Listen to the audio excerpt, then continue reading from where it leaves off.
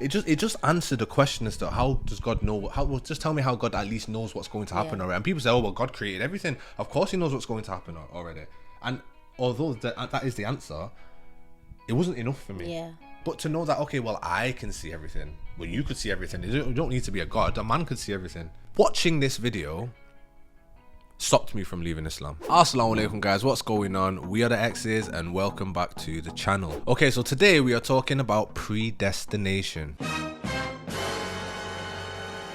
Now, predestination is a doctrine that God has ordained everything that is going to happen. Everything that we do, everything that does happen, everything that will happen, has already been set to happen by God. So obviously the whole concept of predestination brings up quite a few offshoots or other questions, such as, what is free will? How do I have any free will if God's already determined everything that will happen?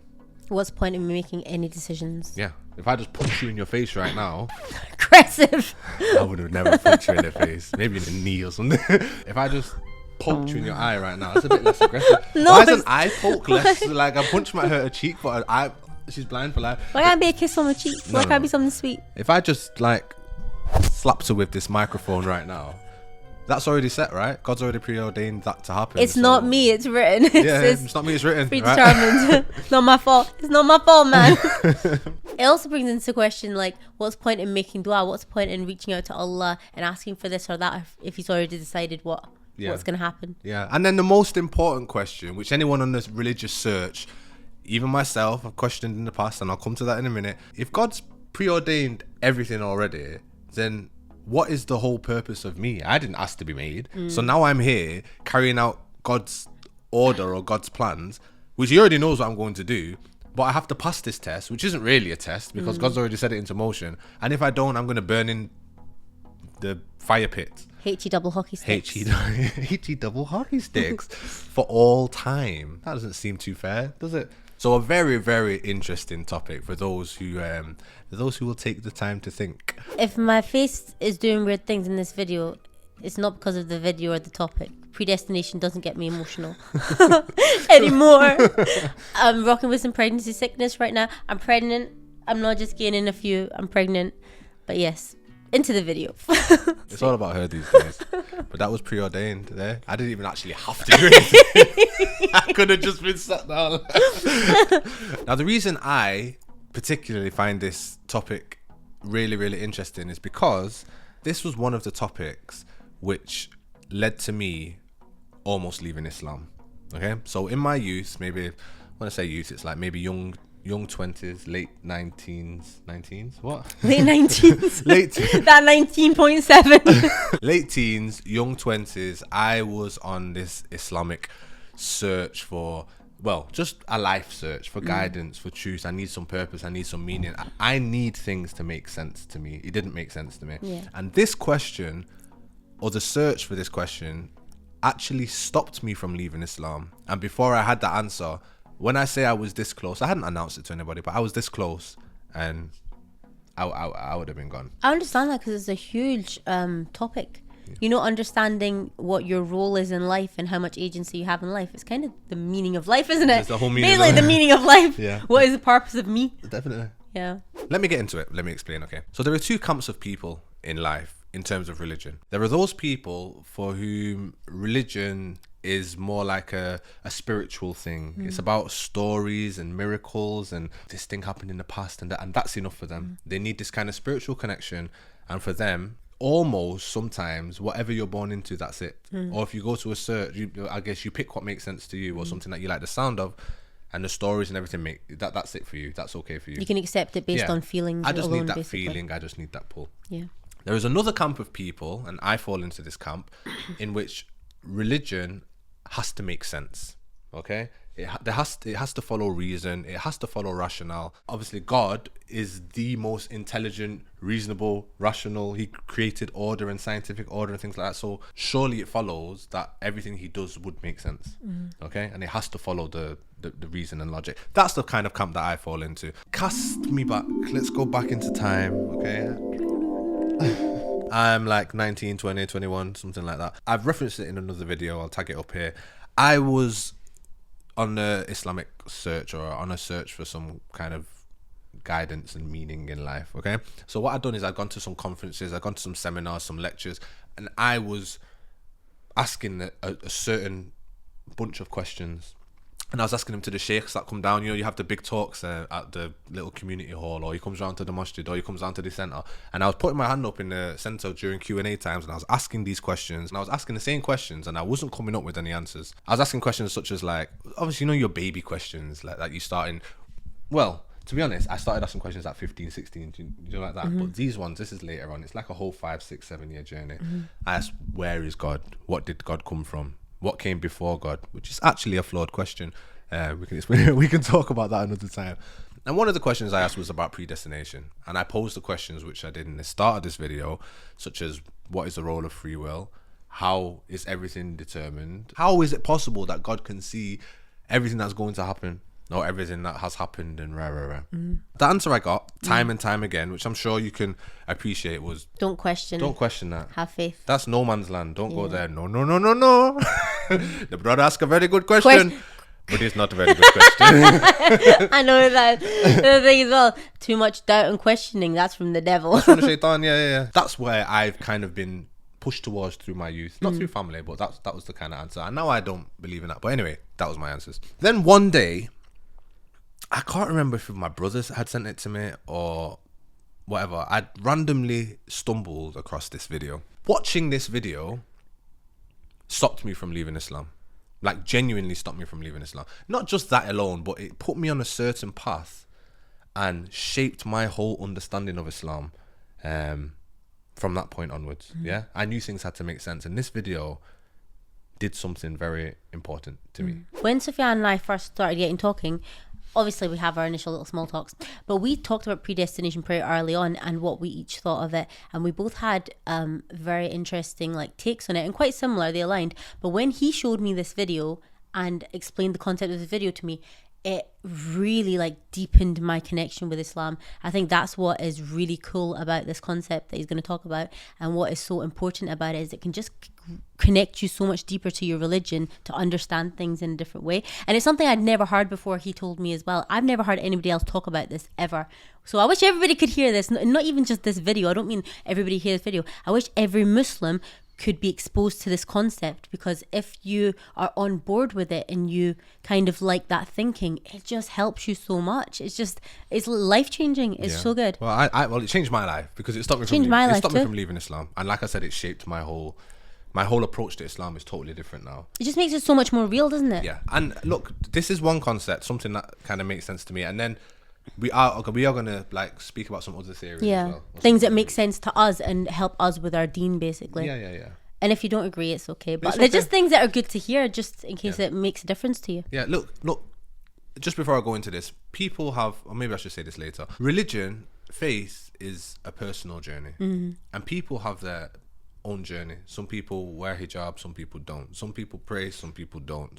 It's a journey, and obviously you want to end up at the right destination, and some people take different routes to end up. And different things help different people. Do you know what I mean? But the destination or the goal is to understand and have a connection with your faith and have some purpose and have some meaning. So it's our own journey, and this is what makes sense to me. And if you don't follow reason or rationale, and that's not important to you, that's fine. If you fall into one of the other camps, that's fine with me. But anyway, let's get into the video. Yeah. Maybe I'll link it in the description. I don't know. Maybe I won't order credit. Who knows? Yeah. It's not. This is Sufyan theory. Sorry, I said this is a scientific video. This is a video about physics. Okay. The video that I watched. It's not about religion. It had nothing to do with religion. Okay. Teacher time. Everybody, put your science caps on. You are a teacher. Me too. But you're a teacher. You can really do that. I'm a teacher too. I can't do it. That's all. Do it. It's because you used to wear glasses, isn't it? No, I didn't. I never did. I wore glasses when I was 7. For fun, you one of them? No, until I was 11, and then that was it. So everybody put your science caps on. Physics. We've all heard of space and time, okay? Now, Einstein theorized we have space, we have time. Einstein theorized that space and time are relative, and they're actually connected. They're linked to each other, okay? Yeah. So now, we refer to space and time as one, and we call it space-time. Continuum. Yeah. We call it space-time. You with me so far? Yep. You with me so far? Cool. So space and time are related. So if you imagine now, let's put this in like a graph. And let's say it's a y-axis and an x-axis. Can I do it with my hands like that? You can still hear me? We've got a y-axis here and we've got an x-axis, space and time, okay? Now, if you imagine every day we're moving through space and time and we've got a line moving just normally, a nice... Across your bicep. I'm trying not to tense, to be fair, but I struggle. So here's your graph, and we've got a line going through the middle. This is us normally moving through space and time. Now, because space and time are linked, when we call it space-time, the theory is that the faster you move through space, the slower you move through time. So this is space, this is time. Now, if you imagine that line through the middle, draw a line through the middle for me, Amara. Can you get your arm through the... Oh yeah, look at this for teamwork. It's terrible because look, I've got a black top on and you've got black. They can't see, you know. It's okay. I'll show your arm. I put my sleeve up too, yeah, but I don't know. Opinions. So if you can imagine this line coming through the graph, the faster we move, this is space, this is time. The faster we move through space, this line will change gradient. Okay.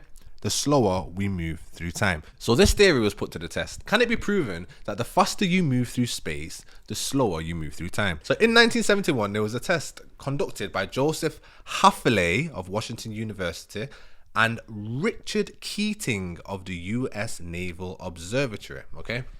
Now what they did is they got 2 atomic watches. Okay. So these 2 individuals set their atomic watches for the same time. And they actually had a few of them. They set some atomic watches for the same time, say they've got 10 or whatever.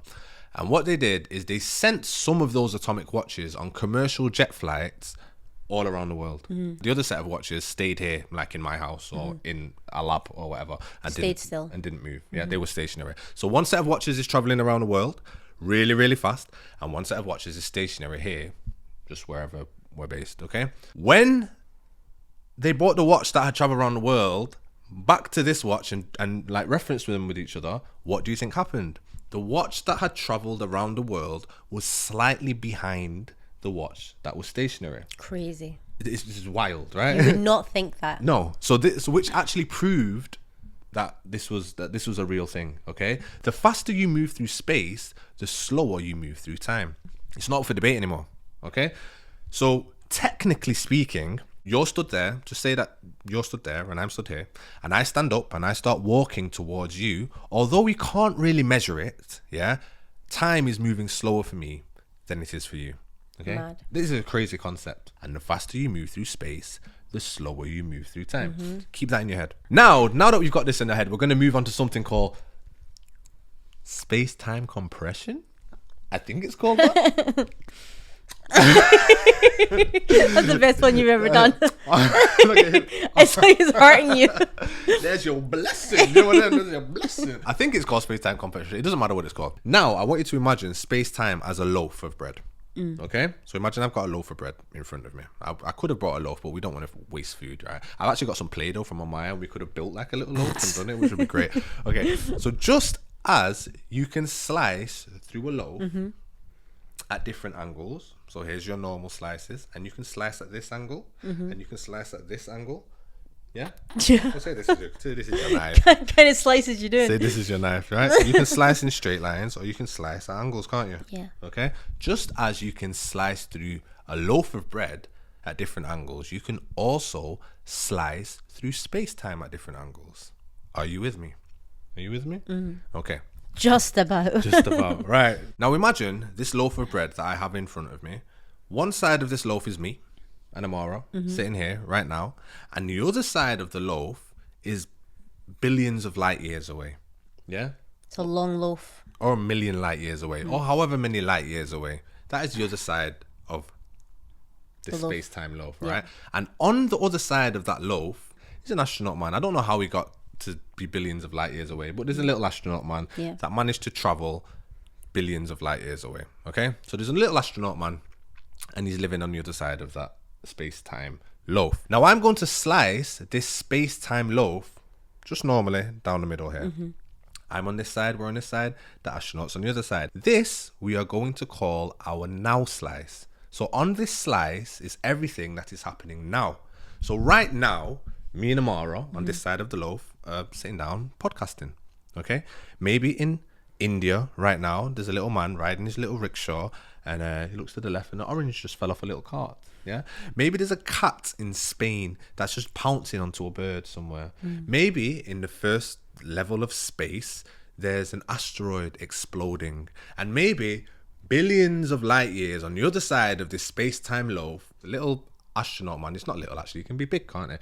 The little astronaut So man. far away, he looks little to He me. looks so small. The little astronaut man is just there, chilling, playing with his little rocket boots. Ooh. Yeah? That is everything that is happening on this now slice right now.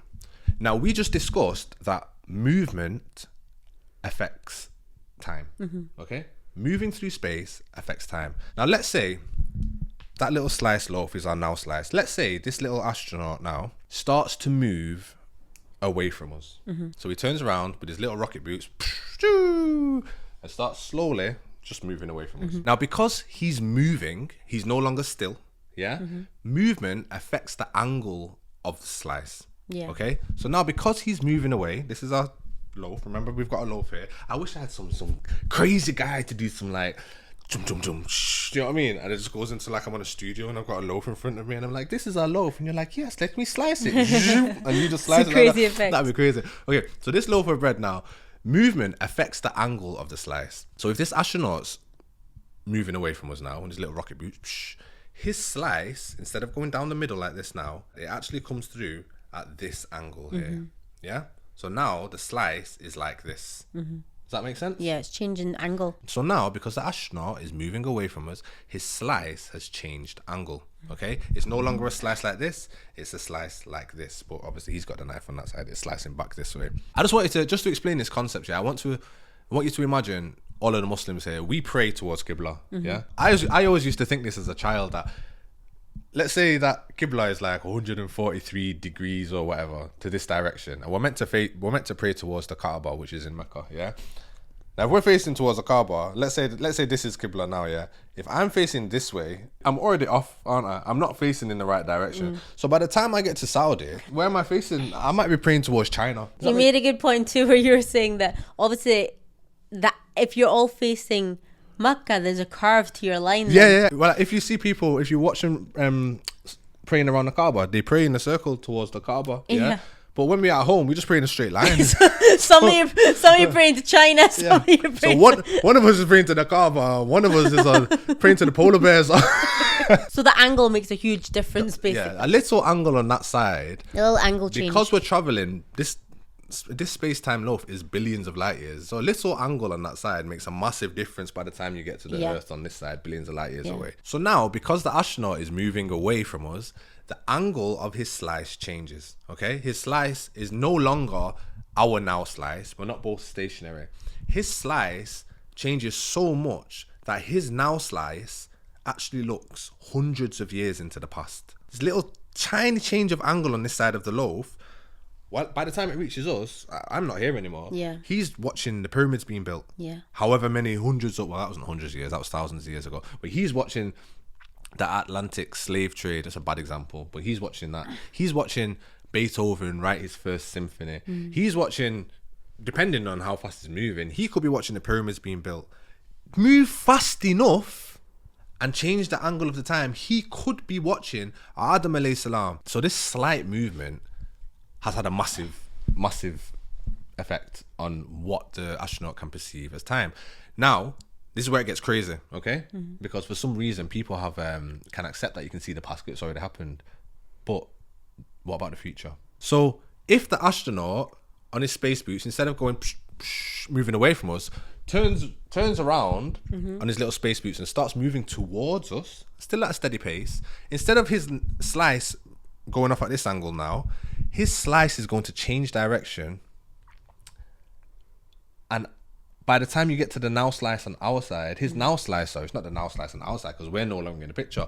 He is now looking hundreds of years into the future. Past us, yeah? We're no longer on this trajectory. We're on this one. Yeah. Okay? So now, the astronaut, his now slice might include my great grandkids. Yeah. Okay? Maybe, depending on the speed that he's moving, he's viewing maybe 1,000 years into the future. That's mad. Okay? I hope I've explained it well enough, okay? Do you think I've explained it well enough? Yeah. Hopefully. I think that's a mad scientific Look, concept. this concept absolutely blew my mind. It's mad. Okay?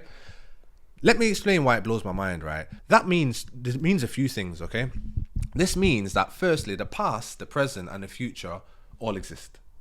And they all exist already, okay? They're existing at the same time. Not only does it all exist at the same time, but I understand that it's billions of light years away. But if only I had a telescope, I had a device, I had some kind of binoculars that could see over billions of light years, then me, that astronaut, all he needs is a telescope. The concept makes sense to me. He can see into the past and he can see into the future. And he's got no powers. He's just a person. He's got no magical powers. He's not. I don't have to think about this as, oh God, who is a being which I cannot comprehend. Yeah. A person, I understand you have to travel billions of light years away, which is crazy, but it's a concept. It's just space travel. Yeah. It's just traveling. Yeah. So get into that, and we've got videos that show into space like something that's happening like light years away. We can view it. Yeah, in some way. Well, maybe it can. That's a whole other topic, isn't it?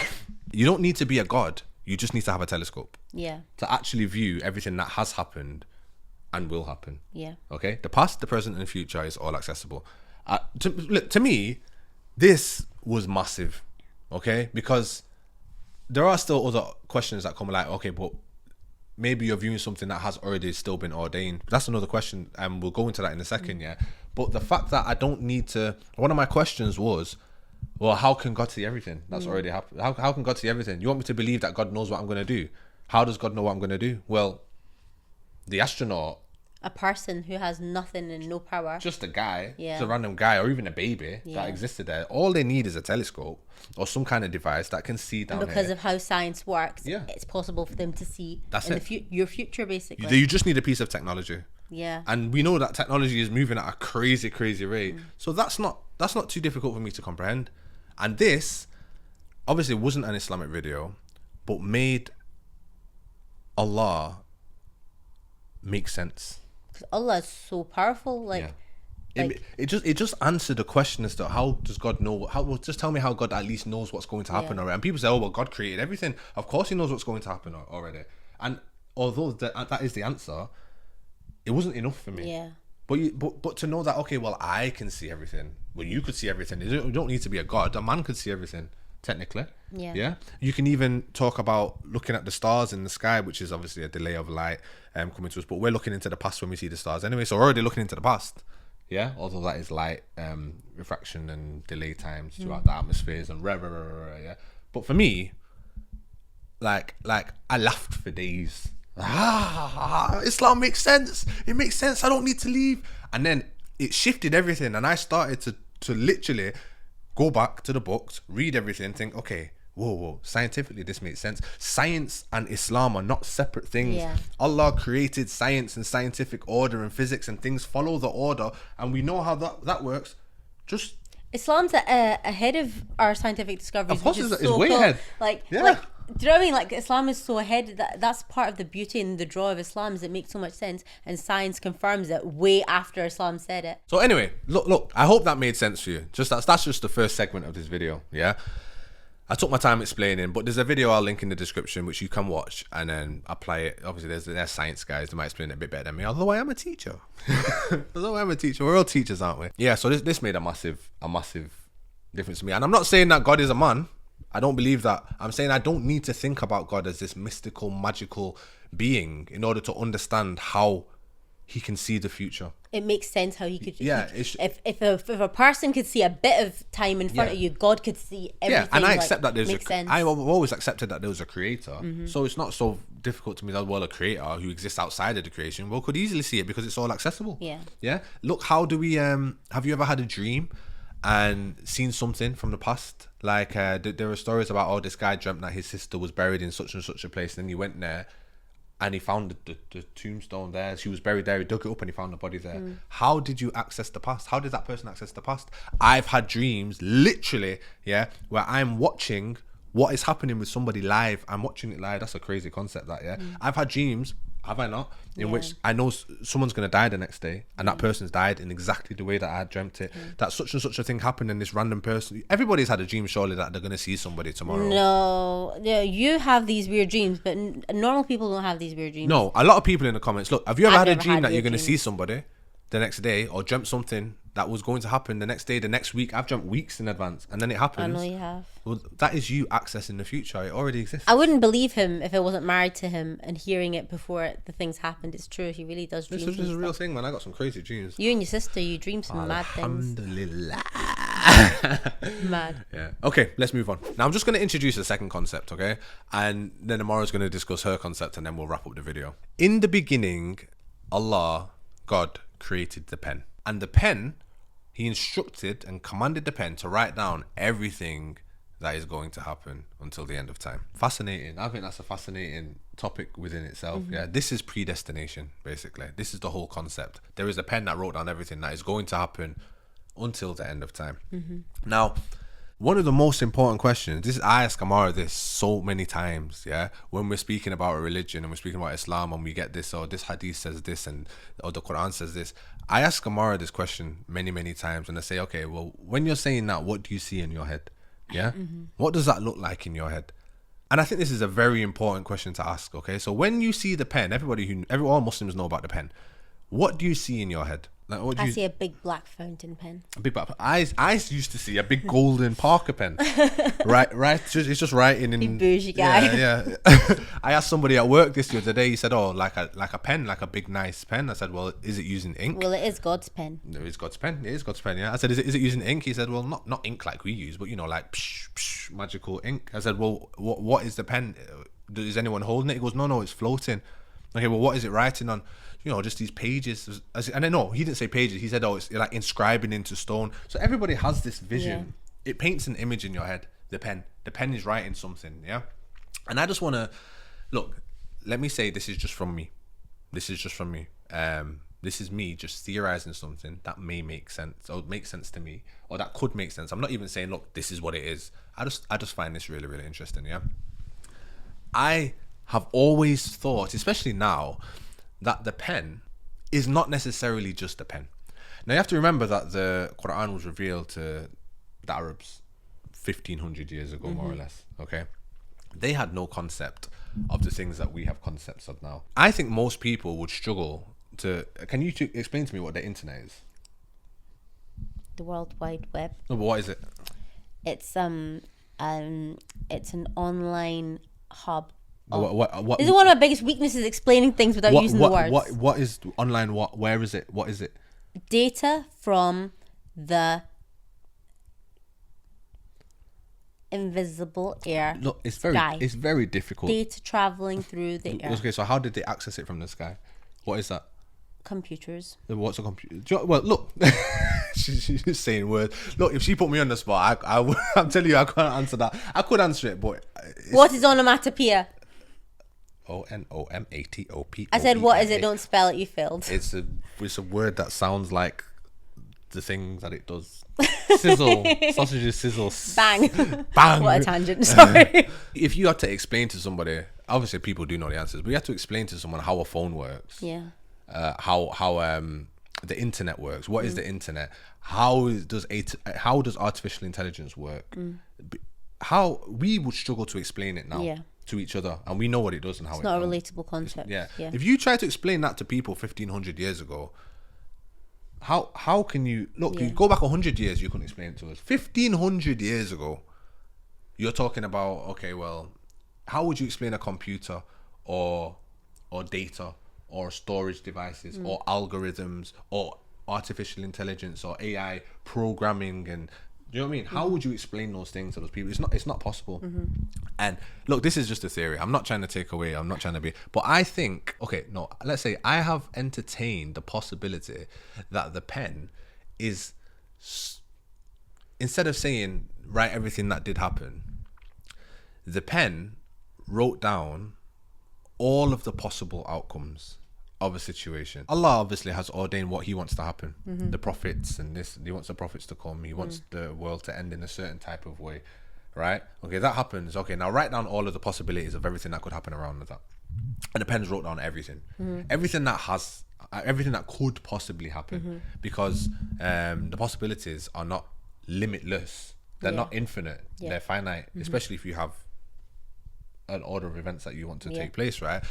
Allah says, especially if you've constructed a world that has rules of order. Well, that's what has happened. Allah's Yeah. constructed a world and universe that has rules. Yeah. So nothing outside. You can't have logical impossibilities. You can't have a pig flying up into the sky, basically. It doesn't make sense. Within the Pigs can't fly, can they? Yeah. So I've always thought that maybe the pen did write down everything that happened, but also wrote down all of the possibilities, all of the possible outcomes. Allah says in the Quran that not only do I know what you did, I know what you concealed, and I know what would have happened if you did something else in that situation. He knows all the possibilities. Allah says, I know what would have happened if you did something else. It's like I just feel like it's like an algorithm, and all of the possible outcomes have been predicted in this. Show me all the possible outcomes. Okay, well, look, here now I have the data. Amara decided to walk left there. She would have gone here. And then here's all of the possible options from there. And if she goes to the next one, here's all the possible options from there. And I've always just thought that the pen is something like that. I don't think that the pen is necessarily AI, but I think the pen is some type, or Allah instructed the pen to write down everything that will happen. And it's more like us. It's kind of like us saying a computer, okay, look, I've created this game, I've created these constructs, give me all the possible outcomes.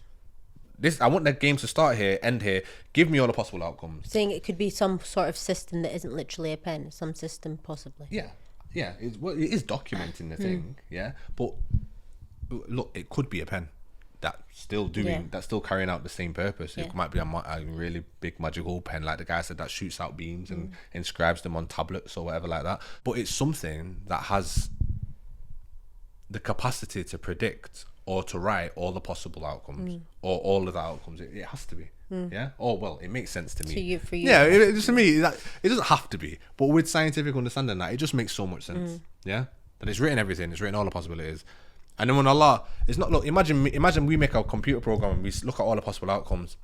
These characters in this computer program, they might do something that which is against their nature. They might go left instead of right. They might eat some ribs instead of eating some chicken legs, and that's really out of character for them. But you can't surprise me.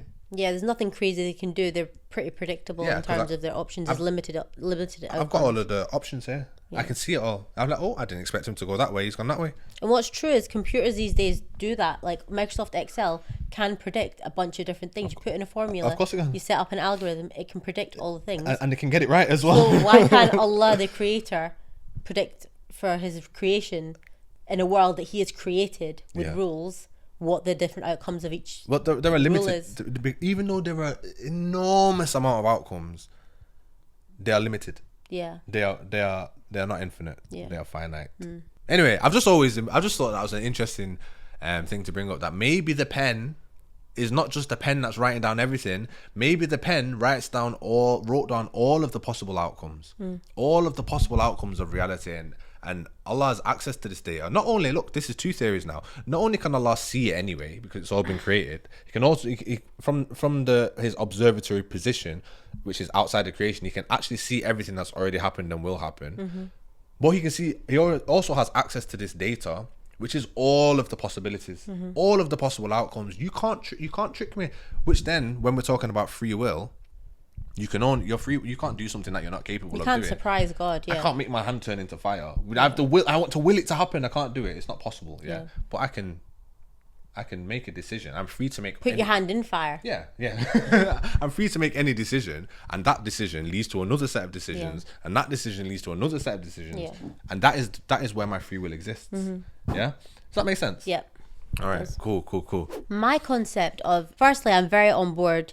One of your theories is a bit mad that we're going to go into in a second, and that's where it doesn't lose me, but I'm like, I think I check out at this point. But that's not my theory. The one that we're going to speak about isn't my theory. It's somebody else's Marvel. The thing you're saying about limited options, limited possibilities relates to a way that I think that helps me a lot. This is something that I'm very hesitant of sharing because I like to think like this, and I don't want anybody trying to don't worry about it, poke holes in it. Sufyan loves that. Sufyan loves people trying to poke holes, and he loves come back. I don't. Let me believe what I want to believe. Get at me, bro. So I think of my life. I think of myself as a rat. Let's start there. No, I think of my life as, scientific experiments and stuff. You have a big box and there's a rat in it, and from above you can see the different routes the rat could go in, and you see the outcomes. But the rat can't see that. The rat can just see what's in front of them. They just see the walls, they just see the little paths, and the rat makes its way through this little maze. That's how I think about my life, basically. Sounds depressing. No, that's how I think about it, right? Allah is not above, but Allah is all-seeing, right? Allah can see all the different paths, like Sufyan was talking about. There's limited options of what can happen in your life, but Allah can see what all the different options are, different paths that you can take, and Allah knows the possible outcomes of them. I do not know the possible outcomes of my life. One is probably going to be best, right? And that's what we always make dua for. Ya Allah, please give us what's best. One of these doors at the end of the path, this little rat path, is going to lead to the best outcome. There's probably a couple of bad doors there that are leading to not great outcomes. And there's probably a couple of good doors that are like okay ones. So then you think, okay, what gets you the best outcome? How do you get to that best door? I believe that if you call out to Allah at certain points in your life, He can help guide you towards what the better thing is, the better door at the end, or whatever the best door is at the end. And I feel like if you don't call out to Allah, you just like settling up with your chances basically, or you just end up at a bad door, to be honest. And what is reaching out to Allah? What is calling out to Allah? I mean things like dua, I mean like istikhara, which I don't mean give me a sign istikhara. I mean the istikhara where you say, Ya Allah, I'm going to make this decision, I'm going to take this path, please make it what's best for me. We'll go back to that in a second. And living righteously, like living as a good Muslim. Allah promises you certain rewards for doing certain things. Like if you live your life as a good Muslim, I will give you this, I will give you that. So I believe that living righteously and calling out to Allah and making dua has a purpose to it, because I do believe it doesn't change your destinies and you're a whole new path that Allah never even expected for you is taken. Allah can already see all your paths and He'll guide you towards the best outcome because you've sought His guidance and because you've called to Him, because you've asked for it.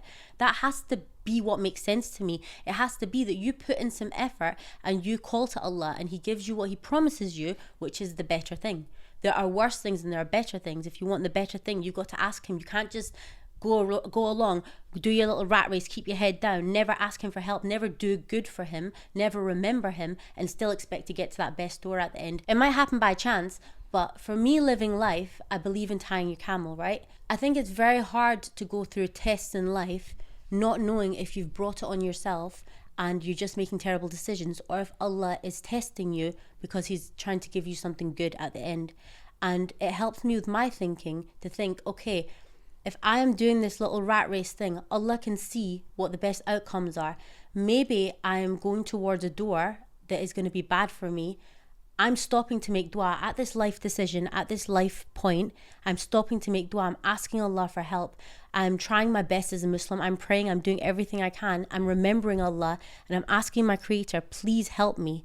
If Allah is closing a door, if Allah is putting a test in my way, if Allah is putting an obstacle in my way, and I'm doing my best by Him and my religion, then it's easy to settle on my heart that, okay, Allah is leading me towards something that's better. I'm doing my best. I'm tying my camel. This path isn't going the way I want, but I'm asking for the best path. He's obviously leading me to the better one. So your thing is that you think that, which obviously everyone thinks, that Allah is an active participant in your journey, basically. Yeah. So that obviously, look, when you're making dua and Allah answers your dua, or God responds to your prayers, He can't drive you down a path which isn't a possible outcome. Yeah. Yeah. So it kind of ties into. To say that you've got set doors, like you said, yeah, which can be like, okay, well, give me all the possible outcomes. Yeah, and there's probably loads in it because there's so many decisions you can make in your life. So many, yeah. You're saying that Allah could be like, not necessarily like shift, but could just like, okay, well, dua's been answered. We'll guide you down this pathway. That's a better path for you. Yeah, there's reward for making the dua, isn't there? Like there's a purpose. Like your duas aren't empty. It's not like you don't get the same thing whether you make dua or not. The dua has a purpose to it, and Allah is listening to you. Allah always says, oh, I'm listening to you in this. He's not talking about in the past. He's not talking about, I listened to you before it was written. He's talking about now. I like that. Like Allah is there for you now, and the way that links in with predestination isn't that He listens to you now and there's nothing you can really do. No, He's listening to you now. There are multiple things that could happen in your life. He already knows what the multiple things are. If you never reach out to Him, maybe Allah will just let your path do what it's doing. If you reach out to him and you're asking for specific things and you're asking for the best Allah one, will intervene. he'll intervene and send you on that path. like push you along That's to the great. one. I like that. He'll close some doors. He'll give you some tests. He'll put some obstacles. Maybe he'll break your heart and you think, oh my God, why am I getting punished when I'm doing so good? But he's leading you towards the better thing. I really like that. I really like that. But that's what helps me in life. But I do strongly believe, and it's not that I always do this, but I do strongly believe that you have to do your bit too. Yeah. I feel like you can't forget your creator. You can't forget Allah, not try and do well by Islam, not try and do well by him, and then expect all your du'as to come true. Well, Although people have an issue with that, I know. do believe that you have to do your best by Allah, and then you can trust that, okay, if tests are still coming, they're not punishments for me in this life. They're to help me get to the best outcome, and they're just necessary things that Allah is. Yeah, well, that's the way. Do you know what I mean? That's Just how I like to think about positive things. mindset, positive outlook. Optimism is Islamic quality. Anyway, yeah. Expect. I love that too. Yeah, Your God is how optimism you- is part of Islam. Yeah, and your God is Allah is how He's you. listening expect to him you be. now, man. These are all theories. Yeah, they're all aren't they? theories. They're all theories of how you understand Allah to be, and not one of them is right, or maybe all of them are right. Yeah. It could also be that, let's say that when I said give me all the possible outcomes, it could already be set that on that possible outcome, when you make dua, I'm not saying that Allah doesn't have an active part in it, but it could have been in theory that when you make the dua, that accesses that door. Yeah, it just so happens that if you make dua during these parts, that person making dua on that timeline goes down that path there. Yeah, as opposed to Allah saying, okay, well, I make it. No, I do believe that Allah intervenes, obviously. Yeah. But yeah, they all work. I like that. Yeah. I like that. Did it make sense? It makes sense. Yeah. Did that make I sense? feel like I didn't explain I it think. well. Look, I'm already thinking. We're rats in a box, basically. Okay, last theory. Put your Marvel hats on. Marvel. Yeah. I'm a Wolverine. If I have to be one, I'd be Wolverine. Wolverine. That was my crush as a child. And there you go. I do hear what. The cartoon. Okay. He fits into the older mum bracket. Yeah. Anyway, My laugh went too high then. yeah. I never heard that before. What's going on there? He does look a bit like your dad, you know. Shut up. Bro, your dad's No, he does Your not. dad's got a bit of a That's disgusting. You give your dad some claws. That's I can see it. disgusting. No. Logan. They both work out. That's about it. That's disgusting. She doesn't think that her dad's disgusting. Dad's a handsome man. No, that's disgusting. That I know, concept. don't worry, Come don't on, worry, get back don't to your worry. I'm Marvel, you Wolverine. freak. Where's the editor, man? The claws. Multiple world theory. There's something called the multiple world theory. Okay. Yes. The multiple world theory. If you watch just any videos, you'll see people explaining it all the time. This is obviously science again. Is that there exists a universe, a galaxy, a dimension, a world, a reality in which every single possible outcome or possible alternative, it exists. So there's an alternative in which Amara is the head teacher, I guess, and I'm the stay-at-home husband. There's a reality in which my parents never actually met and didn't get married, so I don't exist. There's one in which I followed on my football career, didn't get my injury. I don't know how to bring this up. And I'm a professional footballer. Yeah. There's one in which I actually decided to go down this path instead because of whatever happened when I was young, and I'm I don't know, a physicist. One where you never met me and you're just so sad and Yeah, lonely there's all one- your life and you never married. Well, yeah, there might be one where I'm just single my whole life. There might be one where I married somebody else and, No. I'm divorced. There might be that one where I one's died early. There might be one where I was something happened to me as a child and I have a scar down the side of my face. All of these different realities, all of these possible outcomes. This is a theory, a scientific theory, that all of these exist. Okay, it ties into string theory, different dimensions, different galaxies, but that there is a world, a reality, a real place. It's a theory, obviously, in which all of these realities exist. In which, Spider-Man did this, didn't they? yeah, it's like the multiverse, basically. Took me a long time to grasp that, man. I'm not gonna lie. Look, this is a scientific theory saying that this is theoretically, this is scientifically, something on the mic, that this is scientifically possible. Okay, now it's crazy to think about. Yes. Yeah, that, but it's not so crazy to think about. So science postulates that there are multiple worlds, like not unlimited. It's limited, but every single alternative reality exists. Every single possibility exists. Yeah. Now, let's say that is true. Then again, the creator that exists outside of the creation can very easily view that. Okay, so that's what happened when you did this decision at that point. Now look, you have to think how many gazillion, trillion, percillion, trillion, million, alternatives exist just for me. Never mind for everybody.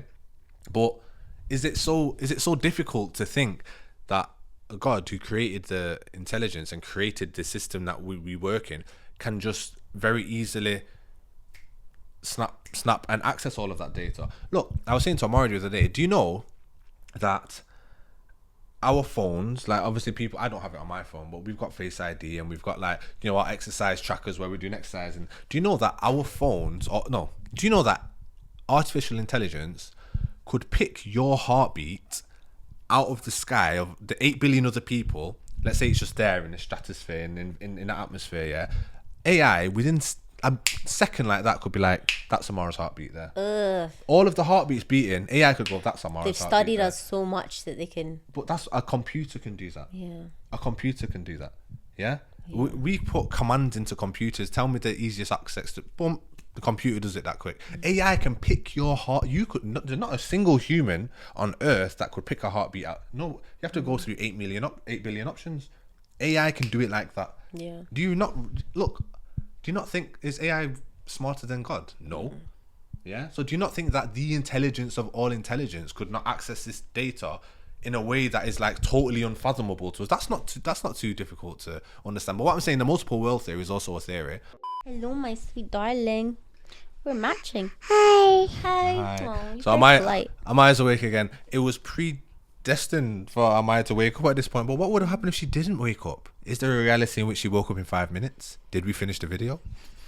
Who knows? So just because the multiple world theory exists, let's say that theory does exist, that further proves that God could easily just see, maybe that's the way in which God has created everything, that it all...